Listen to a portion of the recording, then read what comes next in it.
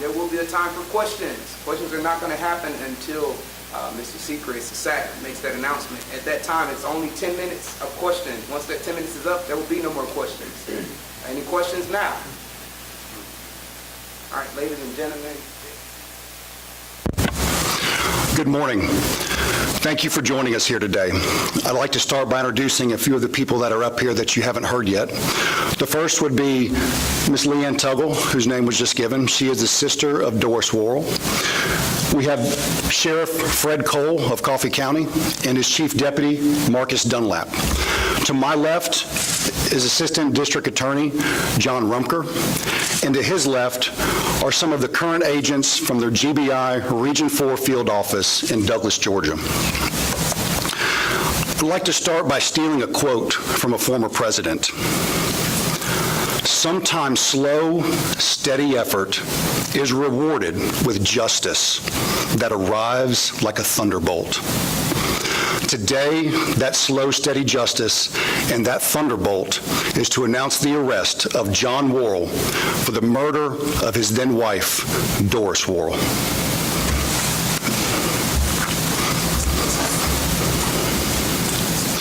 Doris was a loving mother to 3 children, a devoted daughter, an interior designer, a school teacher, a committed member of First Baptist Church in Douglas, Georgia. She was known as a loving and caring person by all who knew her.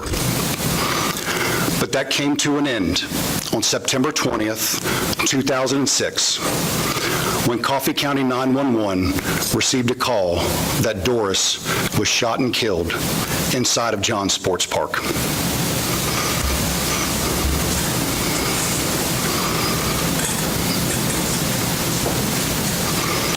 We're presenting a picture taken by Robert Preston and his crew that day of Jon Worrell on the ground crying, where many believed he was a grieving husband and his wife a victim of a robbery gone wrong. He had the sympathy of many in the community because of this situation. And the theories began to emerge early in the investigation as to what happened to Doris. One lead indicated that this may have been retaliation by someone that John had banned from his business. This was investigated and found not to be true. Eventually, information was obtained that John and Doris were having marital issues. Part of these issues included John's inappropriate relationship with his then live-in nanny, Paula Yarberry. Because of this, John was concerned that if he divorced Doris, he would lose his children. And it's those thoughts that led him to begin recruiting someone to murder his wife. And that's what led us to September 20th, 2006, when he succeeded in that conspiracy. After Doris's murder, when John lost the sympathy of the community and the investigation began to highlight him, he did what murderers do. He ran. First, he went to Fernandina Beach, Florida, and then after a short time, he went to Costa Rica. Paula was sent to an immigration detention facility where she was eventually deported back to Venezuela because she did not have the appropriate paperwork. You're now seeing a picture that was taken from investigative reporting done by Crime Watch Daily. This shows John and Paula in Costa Rica together. Because shortly after being deported, Paula went to Costa Rica, and although they denied a relationship, there they were, living together, raising John and Doris's children as if they were their own. Now, in the early stages of the investigation, Glidden Rodriguez and Brandon Cage were arrested for conspiracy to commit the murder of Doris. As the investigation continued, it was determined that there was not enough to convict either person, so the charges were dropped. But the investigation did not stop. There were agents and investigators all over the county constantly running down leads and trying to pursue justice for this family. In recent years, law enforcement learned that Jon and Paula had ended their romantic relationship, and Jon had moved back to the United States, where some of his children attended college. It was also during this time that a new agent was assigned to this case as part of the regular GBI cold case review process. This agent did another deep dive into the investigation, and based on the information that we had built over the years, created what I like to call an investigative game plan. The GBI and the Coffee County Sheriff's Office then implemented this game plan, which included traveling to Costa Rica, where Paula eventually cooperated. Now, based on the firm foundation that was built by the initial agents who responded to the scene and the investigators from the Sheriff's Office who relentlessly worked this investigation, as well as additional information that was either learned, confirmed, or corroborated in recent years, and along with Paula's cooperation, investigators were able to obtain the following arrest warrants for Jon: felony murder, malice murder, aggravated battery, and conspiracy to commit murder. Jon was arrested by the GBI and the Coffee County Sheriff's Office on May 20th, 2025 in Maryville, Missouri, where he'd been residing in recent years. That same day, Jon waived extradition, and last night, he was returned to a cell in the Coffee County Jail. The GBI and the Coffee County Sheriff's Office are working together to complete their case file so that it can be turned over to the District Attorney's Office for review and prosecution. District Attorney Marilyn Bennett was unable to attend today due to a prior commitment. However, she asked that I read this statement on her behalf. This week's arrest marks a pivotal moment in the investigation into the death of Ms. Doris Worrell, and our office looks forward to working with our law enforcement partners, the GBI, and the Coffee County Sheriff's Office to bring closure to Ms. Worrell's family, this community, and in accordance with the Georgia law and the pursuit of justice. Sheriff Cole. Thank you. Good morning, and thank you for being here. I'm Fred Cole, Sheriff of Coffee County, and as I stand before you today, I am filled with a mix of emotions: relief, gratitude, and yes, even sorrow. Relief that after nearly 2 decades, we are finally able to take this step toward justice. Gratitude for the unwavering dedication of our partners at the Georgia Bureau of Investigation and our own investigators who refuse to let this case go cold. And sorrow because while we are here to announce a significant development, it serves as a reminder of the tragic and senseless loss of Doris Worrell, and for her children who have not only lost their mother, but now has lost their father. I want to be clear, this case was never forgotten. And while the road has been long and often frustrating, we never gave up. Justice delayed is still justice. And today we honor Doris and her loved ones with the long-awaited breakthrough. For years, this case had remained unresolved, a source of pain and frustration for many. But I also want to thank the steadfast leadership of my predecessor, Sheriff Doyle Wooten. His commitment to this case laid the groundwork for our investigators from the Coffee County Sheriff's Office and the Georgia Bureau of Investigation to keep this case at the forefront. After nearly 19 years, their persistence has paid off. On Monday, May 19th, I, along with Special Agent Alex Julian of the GBI, traveled to Maryville, Missouri, where Jon Worrell was residing. Tuesday morning, May 20th, at approximately 11:15 a.m. Eastern Time, Jon was taken into custody without incident. This moment is a testament to the strength of teamwork and preservation and the belief that justice must always be pursued no matter how much time has passed. In closing, I also want everyone to understand this is not the only case our office, along with the GBI, is actively pursuing. And if you were involved in any of these heinous crimes, I want you to know this: we are coming. You can expect a knock on your door because justice will be served. And I'd also like to send a special thank you to our partners in Missouri. Master Sergeant Justin Johnson with the Missouri Highway Patrol, Sheriff Austin Hand and the Nottoway County Sheriff's Office, Sheriff Bill Pewitt and the Buchanan County Sheriff's Office, Sergeant Chris Britton and Investigator Ralph Wheeler with the Buchanan County Career Criminal Unit, and Investigator B.P. Miller and Sergeant Mark Wilhoit with the Operation Relentless Pursuit, and Chief Mike Stolty of the Maryville Police Department. Each of these agencies were instrumental in the arrest of Mr. Worrell, and I can't thank them enough. Thank you. And with that, I'd like to invite LeAnn Tuggle, Miss Doris' sister, to come say a few words.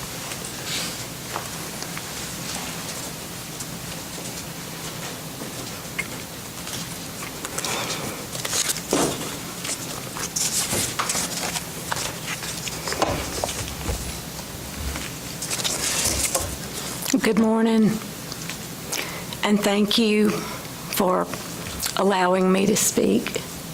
I'm going to have to read just a little bit because I had a little something done to my eye the other day and woke up to the news.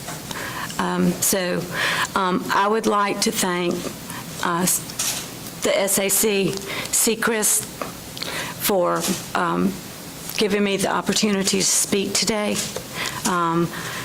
And I would like to thank all of the members of the law enforcement who have worked diligently and tirelessly for the last 19 years on this case. And at times, people would come up to me and say, "What's going on? Anything going on? Is it just a cold case, just a dead case?" And I'm like, no, it's alive. They're working. So all of this work paid off Tuesday morning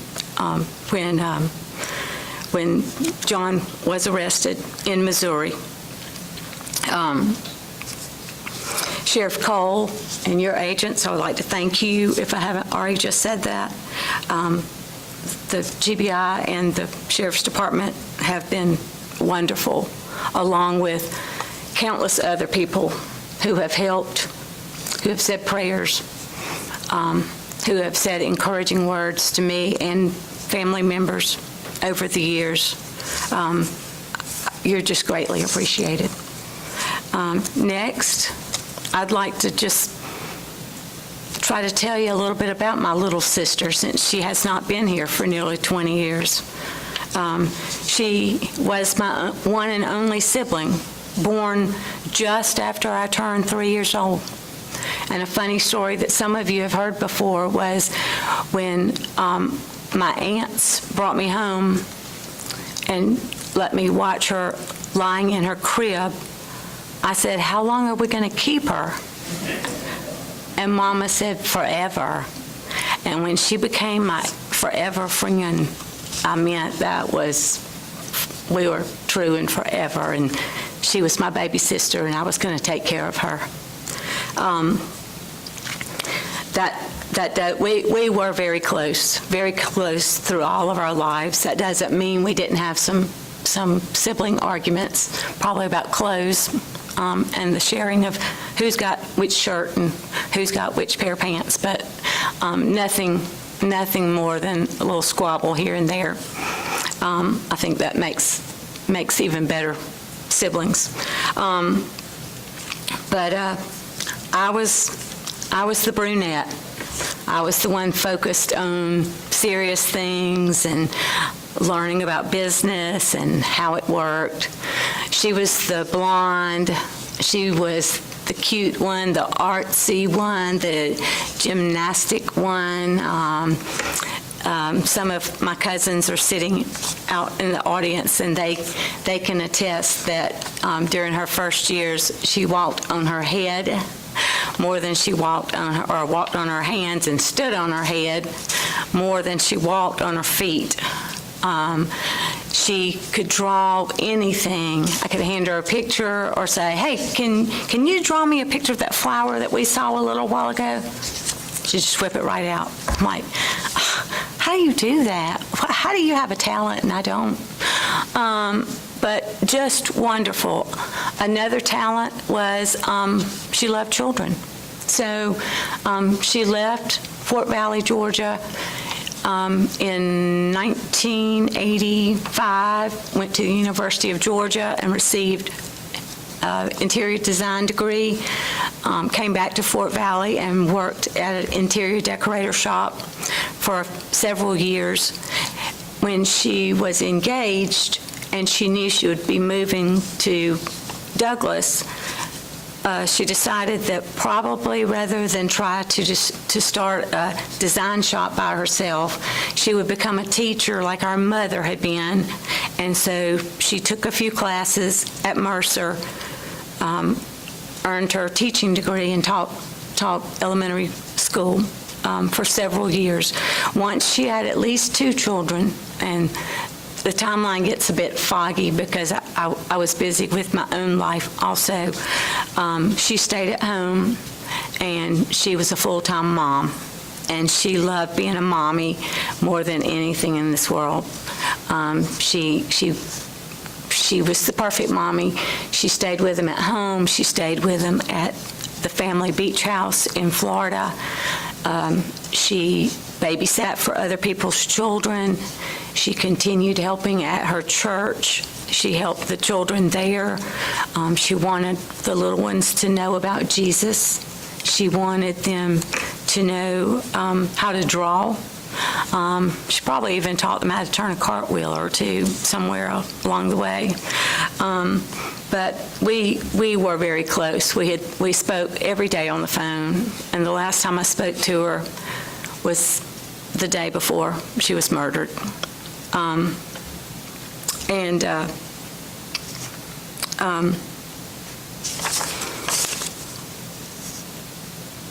Let's see. I think I jotted down what I wanted to say, and I've covered it mostly. She was a very kind person. Sometimes she was too kind for her own good. A great example is when she offered Paula a place to stay. Paula did not have a place to stay. She was by herself. She was about 14 or 15 years old, and my sister said, "Sure, you can stay on our sofa." Well, the nights on the sofa grew longer. She stayed longer. I don't know the total time that she stayed without looking it up. But her being kind is ultimately what caused her death. So I hate that about her. But she left with her the legacy of a Proverbs 31 woman. You know, she's clothed in strength and dignity, and she speaks wisely. And I reflected back on Mother's Day, which was just a couple of weeks ago, and I became quite teary-eyed because I thought, I've missed my mom for a while, and I've missed my sister for a long while, and I've missed her children. And that's hard, to go from her being 39 to her being 57 now. And she's missed her children growing up. She's missed my children. She's missed a lifetime of fun and a lifetime of happiness that wasn't hers to lose at that time. Someone else chose. And I've saved the part that's the nearest to my heart until the end. When Doris was murdered, she left behind 3 young children, 2 girls and a 3-year-old little boy. And we were used to spending lots and lots of time with them, maybe a time or 2 a month. But after her murder, we saw them off and on for 4 to 5 months. And after that, there was nothing. There was nothing. It was all shut down. I don't know, they were too young to make those decisions. So someone in charge made the decisions of no Facebook, no Instagram, no whatever the social media was before Facebook. There was none of that. No phone calls. Not even my mother got to speak to them. She died not knowing where they were. So we've not had any contact with them in all those years, since probably 5 to 6 months after Doris was killed. I call them children. I know they're adults, but we've missed out on their childhood. We've missed out on their high school graduations. We've missed out on their college graduations, watching them play sports.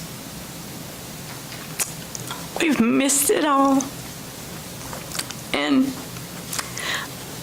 it's not just me.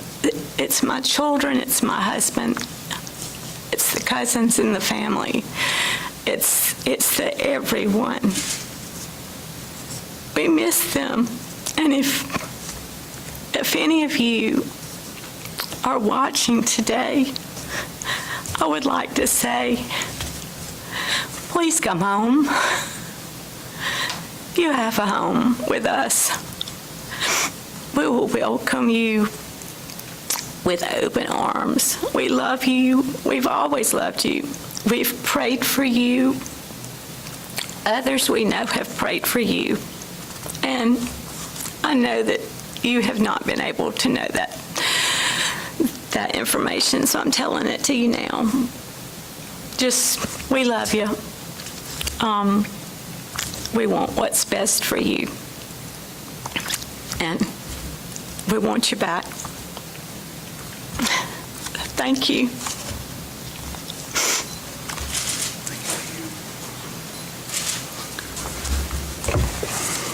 Wow.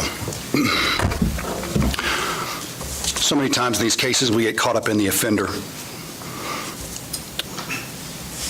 It's not often that we get to hear such an emotional story from the family of the victim, the lifetime lost, the relationships lost. Thank you, LeAnn.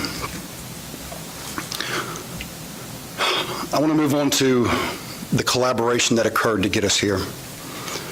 I know that frequently these cold cases have been getting more and more attention through social media, through podcasts, and there's always questions raised. So let me tell you what it takes to solve a cold case. It's collaboration. It's collaboration between a local sheriff's office or a police department and the Georgia Bureau of Investigation. When we work together, we develop a plan, and we follow that plan, we may not have instantaneous success, but we will have success. And going on that, I'd like to recognize a few people that were important in this investigation. I mentioned earlier the firm foundation of the initial agents and investigators that responded. While this case went cold, it is no fault of theirs. It has nothing to do with their desire or their investigative skill. What we did today is based off what they did then. And we have several here. Would you please stand?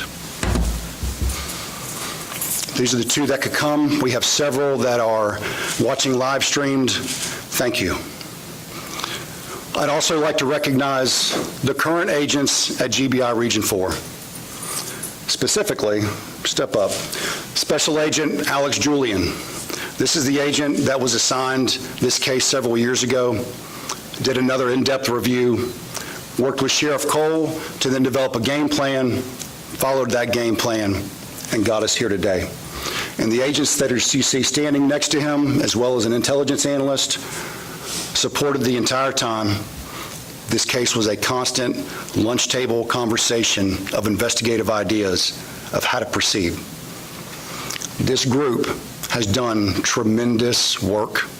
This is not the first major cold case they have solved, and I don't think it's going to be the last. Great job. To the Coffee County Sheriff's Office. Sheriff Cole and prior Sheriff Doris Worrell were a hammer about the Worrell case. I believe it was even Sheriff Wooten who first said, let's go to Costa Rica. And Sheriff Cole has driven this bus to say, let's go, let's go, let's go. And we continue to work through it. Working with the Coffee County Sheriff's Office has been outstanding. We appreciate the cooperation. We appreciate the trust, because it takes a lot of trust to work these cases together. Sheriff Cole already mentioned out-of-state law enforcement that assisted. The law enforcement in Missouri that Sheriff referenced were phenomenal. From the first phone call, they started surveillance. They started running record searches. They started giving us the information we needed, and without that, we could not have done what we did. The initial arrest was also done without incident, all because of their work to prepare for us to get there. The quick extradition was done because of the work they prepared to do before we got there. So thank you. Now, cold case processes. How do we work these? How do we become successful? What are the challenges? The challenges are the current cases that we work. While there can be an idea that there's a lot of cold cases out there, when you look at the percentages, we solve almost all of our cases within the first week. Yes, occasionally there's a cold case, and we continue to work those. These agents, the investigators, they carve out time. Even though they're missing birthdays, they're missing holidays, they're missing important events being called out to current cases, they still carve out time to find a way to chase down these offenders in these cold cases and bring justice to the families. So one final note. To the families of victims and other cold cases, let this give you hope that the answers you seek are still being sought. To the offenders in other cold cases, let this bring you fear, sleepless nights, knowing we will not stop looking for you. And to the communities we serve, let this bring you pride and confidence that these cases are never forgotten and continue to be investigated. There is still hope for justice. Thank you. So now we'll take questions. Yes, ma'am. So, who actually killed Doris? Did Jon and Dee hire the two men to produce the charge? And are you trying to expand suspects? So the question was, who actually killed Doris, and did the men we previously charged commit it, and are we still looking for additional suspects? So I can't speak to an active investigative acts. Of course, I mentioned earlier, Jon instigated a conspiracy to commit this murder, and yes, we know Jon was not there.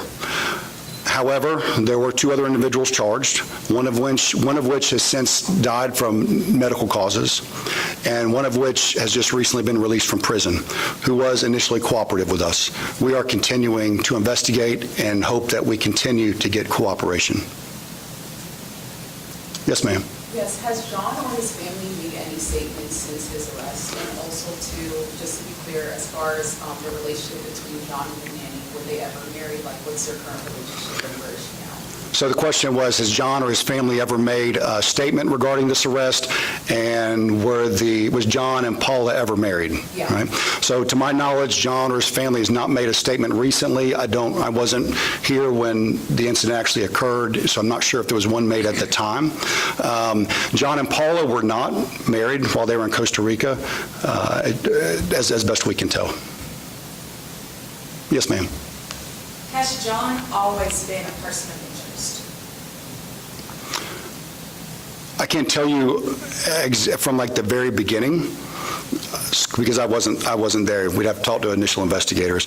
It's my understanding that it was initially thought to be a robbery and possible retaliation, and there was some period of time before Jon became a suspect or became a person of interest, but I can't tell you the time frame on that. Is it possible we can get the names of the other two suspects that were arrested? I mentioned them earlier. Yeah, Glidden Rodriguez and Brandon Cage. Yes, ma'am. Did Jon and Paula have children together? The question was, did Jon and Paula have children together? Not to our knowledge, no, ma'am. Yes, ma'am. What is your theory about what happened inside John's work park that day?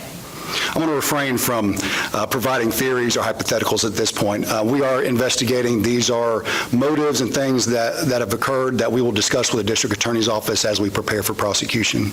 Okay, well then, is Paula a person of interest or a suspect?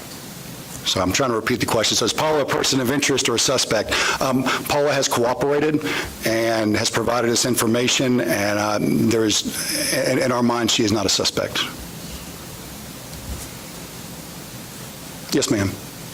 So do you know where Paula is? Is she still in Costa Rica? So the question was, do I know where Paula is, and is she still in Costa Rica? I do know where Paula is, but I cannot comment as to her whereabouts at this time. And have you all been in contact with the children since the arrest? So the question was, have we been in contact with the children since the arrest? We did make contact with 2 of the children who were present when the arrest occurred. Yes, ma'am. Any other questions? Yes, ma'am. What do you believe Jon Worrell's motive was? The question was what we believe Jon Worrell's motive was. We believe there were several, one of which I discussed earlier, which was a divorce in a divorce he would likely lose his kids. There are other motives, but I'd prefer to hold those back until they're presented in a prosecution. Yes, ma'am. Are you all aware if John committed other crimes prior to the murder of Doris? The question is whether we're aware of other crimes that John may have committed prior to Doris's murder. We've heard of some, but I can't comment on prior criminal history or anything else there. Yes, ma'am. Was John's arrest based solely off of Paula's testimony? So the question was John's arrest based solely off Paula's testimony or her cooperation. As I referenced earlier, there were investigative acts that were being done over the years relentlessly. And part of those acts provided new information. Part of those acts confirmed or corroborated information that we had learned over the years. That information combined with Paula's cooperation is what led to this arrest. Yes, ma'am. Was Paula given immunity? The question was Paula given immunity. I can't comment as to Paula's involvement or how the cooperation occurred at this time. Yes, ma'am. In earlier reports of the case, a murder weapon was never retrieved. Were you all able to, are you getting closer to that, or was it never retrieved? Yeah, so the question is the firearm that was used in the murder, if we were able to recover it. I can't speak to physical evidence at this time. That will all be presented during the prosecution. Yes, ma'am. Ever since John has been arrested, has he made any statements or pleaded innocence, or is he cooperating? The question is, has John cooperated or provided any statements since his arrest? John has not provided a statement since his arrest. Yes, ma'am. Are there any pending court dates moving forward, and what's the next steps in the legal process? So the question is there any pending court dates scheduled, and what's the next step in the process? There are no court dates to my knowledge set. He just made it back to Coffee County last night, late last night at that, and so there's been nothing that I know that's been added to the court calendar. As far as upcoming or any other upcoming court procedures, really the next step is for us to get a case filed to the district attorney's office so that we can present it to a grand jury. Any other questions? If we can get a recap of the charges that you'll be facing in this case. Okay, he asked for a recap of the charges. Those charges are, John has been charged with malice murder, felony murder, aggravated battery, and conspiracy to commit murder. Anything else? To speak on your question that you asked a while ago, he did have a first appearance hearing this morning where he was denied bond. Any other questions? All right. Thank you, everyone, for attending. There will be additional information, I believe, going out with a press release with more of the information that was covered during this news conference, and I believe that a booking photo is now available from the Coffee County Jail should you be interested. So thank you.